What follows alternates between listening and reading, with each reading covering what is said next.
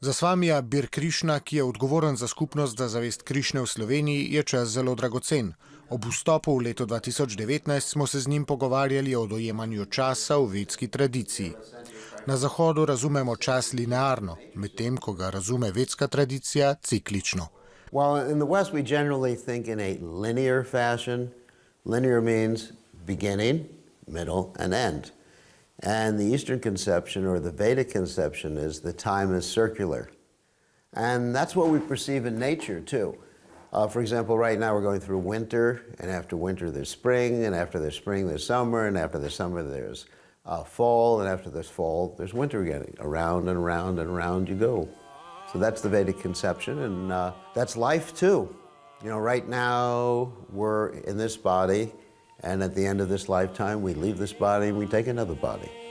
Od dojemanja časa je v vedski tradiciji odvisno tudi dojemanje smisla življenja in posameznikova duhovna rast. So we're here to learn a certain lesson, and the lesson that we're supposed to learn according to the Vedic literatures is that we don't belong here. We belong in the spiritual realm. So we're trying out different types of material procedures, enactments, and enjoyments in this world. And so life after life, we get a chance to try just about everything. Different types of bodies, different species of life. And it never ends until we decide we want to get out of this world to go to the spiritual realm. And then Krishna, who is the name of God, sends us a representative known as the spiritual master to teach us the process, which is called yoga, to get out of this world and go back to the spiritual realm.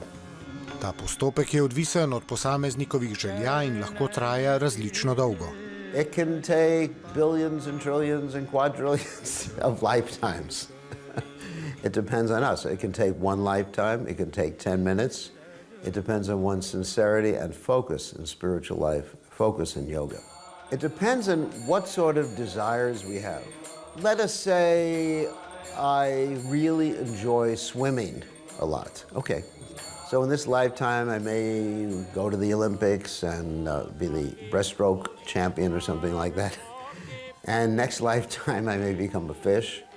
Next lifetime I may become a whale. So you can try to enjoy the various aspects of this material realm in many different species of life. So it can go on forever and ever and ever until one realizes, as that old song from the 1960s goes, can't get no satisfaction. I'm sure you know that song. Can't get no satisfaction, and then you seek satisfaction on a higher spiritual level. Kljub temu tudi Swami Bar Krišna praznuje zahodno novo leto in svari pred zapravljanjem dragocenega časa. As far as the New Year, as far as the Vedic tradition is concerned, it's not really the Vedic New Year. The Vedic calendar is based upon the moon cycles rather than the time of the sun. So our New Year generally occurs around March. But we do celebrate the Western New Year too, and we do make resolutions, you know, New Year's resolutions, to be more spiritual, to be more focused during this new year. During the day, I actually get up at 3 o'clock in the morning and meditate and chant this mantra called the Hare Krishna Maha Mantra. And then we have a class at about 7:30 every morning on one of our literatures, and we discuss the philosophy of these books. The books deal with subject matters such as ontology, the nature of everything, epistemology, which I mentioned before, how do you know what you know, teleology, the purpose of everything, and how to achieve that purpose. And the best use of time is for the pursuit of self-realization. Now, we have many activities in this world in which we waste time. And nowadays, of course, people have mobile phones, which I also have one.